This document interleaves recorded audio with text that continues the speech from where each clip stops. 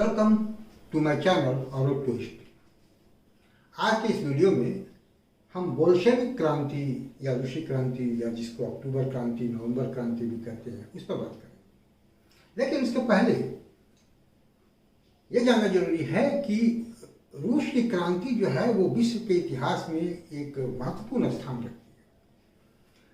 जितनी भी क्रांति हुई, जैसे अमेरिका की क्रांति हुई, फ्रांस की क्रांति हुई, उन सब का अपना अपना एक उद्देश्य था, अपना एक ध्येय था, एक पर्पस था। उसी तरह से रूस की क्रांति का भी एक अलग पर्पस था। जैसे अमेरिका की क्रांति जो हुई वो उपनिवेशवाद को चुनौती देते हुए क्रांति हुई, उपनिवेशवाद के खिलाफ थी। उसी तरह से फ्रांस की क्रांति लोकतंत्र, राष्ट्रीयता, इन सारे विचारों को, ब्रदरहुड, इन सारे विचारों को लेकर वो क्रांति हुई थी।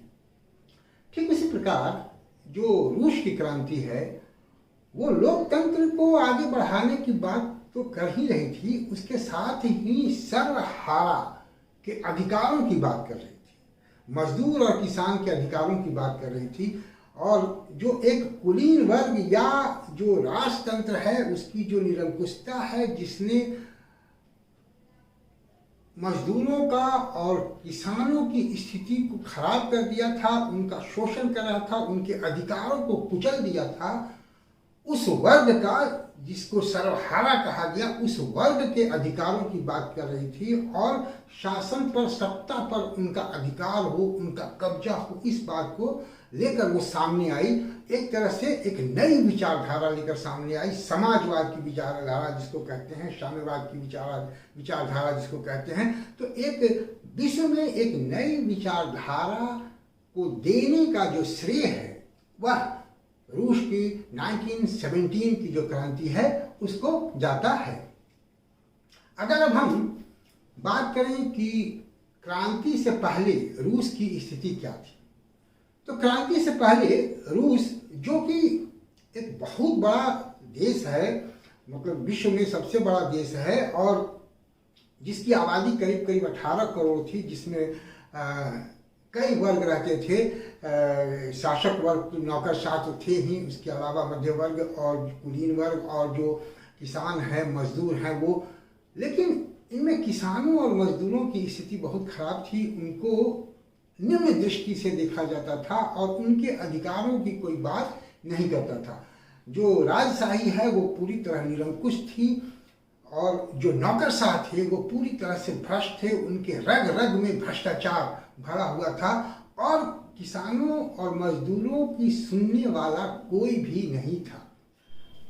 रूस का जार निकोलस द्वितीय बिल्कुल ही निरंकुश था, बहुत ही ताकतवर था, वह किसी की नहीं सुनता था। चर्च का भी लोगों पर बहुत अधिकार था। रूस की स्थिति वैसी ही थी जैसे कि फ्रांस में लुई 16वें के समय जो फ्रांस की स्थिति थी, वैसी ही स्थिति थी। किसी प्रकार का अधिकार साधारण वर्ग को या मजदूर और किसान वर्ग को नहीं दिया गया था। यद्यपि फ्रांस की क्रांति का कुछ प्रभाव जरूर रूस पर पड़ा और 1905 में जो एक क्रांति हुई, उस क्रांति के बाद कुछ सुधार हुए, जैसे कि ड्यूमा की स्थापना हुई। लेकिन ड्यूमा जो है वो कभी भी लोगों की एक प्रतिनिधि सभा नहीं बन सकी। ड्यूमा को बिल्कुल ही अधिकार विहीन बनाकर रखा गया था। उसकी कोई भी बात ना निकोलस द्वितीय सुनता था और ना उसके जो भ्रष्ट पदाधिकारी थे वो सुनते थे। वो बस एक दिखाने के लिए था कि एक प्रजातांत्रिक व्यवस्था की शुरुआत हो रही है, जबकि उस समय यूरोप में बहुत सारे देशों में एक प्रजातांत्रिक सिस्टम शुरू हो गए थे। लेकिन रूस अभी भी वही पुरानपंथी निरंकुश शासन, जिसमें कि जार जो है वो डिवाइन पावर पर, डिवाइन कंसेप्ट पर, दैवी शक्ति पर भरोसा करता था और उस तरह का शासन वहाँ चलाया जा रहा था। ऐसी परिस्थितियाँ थी, इसमें ही एक क्रांतिकारी भावना जन्म लेती है और क्रांति की शुरुआत होती है। बहुत सारे कारण थे, ऐसा नहीं है कि कोई एक कारण था जिस वजह से क्रांति हुई, बल्कि रूसी क्रांति के गर्भ में बहुत सारे कारण छिपे हुए थे जो दशकों से चले आ रहे थे। उन सारे कारणों की तहकीकात करने की जरूरत है। रूस के जार अलेक्जेंडर प्रथम के समय से ही एक तरह से स्वेच्छाचारी शासन, निरंकुश शासन और दैवी शक्ति वाली शासन रूस में चली आ रही थी। हालांकि बाद में अलेक्जेंडर प्रथम ने कुछ सुधार करने की कोशिश की, लेकिन पोलैंड में विद्रोह के कारण और कुछ अन्य बाह्य कारणों के कारण फिर से वह प्रतिक्रियावादी नीतियों को अपनाने लगा और सुधार को छोड़ दिया। उसके बाद जार्ज अलेक्जेंडर द्वितीय वहाँ का शासक बना। वह भी जार्ज अलेक्जेंडर प्रथम की तरह ही एक निरंकुश शासक था। वह भी सर्व अधिकारवादी था। हालांकि उसने भी कुछ सुधार करने का प्रयास किया, जैसे कृषक दासों की मुक्ति की बात थी, स्थानीय स्वशासन में कुछ सुधार की बात की। लेकिन उस समय भी फिर से सामंतों का विरोध होने लगा, तो सामंतों के विरोध के कारण वह फिर से प्रतिक्रियावादी बन गया और स्वेच्छाचारी शासन चलाने लगा। तो ये जो जार हैं उनकी निरंकुशता जो है वह रूसी क्रांति का एक महत्वपूर्ण कारण बनता है। अलेक्जेंडर द्वितीय के समय से ही रूस में क्रांतिकारी गतिविधियां शुरू हो गई थी, क्रांतिकारी दल बनने लगे थे और इन क्रांतिकारी दलों ने अंत में अलेक्जेंडर द्वितीय की हत्या कर दी। इसके बाद जो उसका उत्तराधिकारी था, इस हत्या के कारण भी अलेक्जेंडर तृतीय बिल्कुल ही दमनकारी नीति अपनाने लगा और निरंकुश शासन का प्रयोग वो करने लगा, निरंकुश शासक बन गया। उसके बाद निकोलस द्वितीय बनता है जार, और निकोलस द्वितीय के समय में ही 1905 की क्रांति होती है।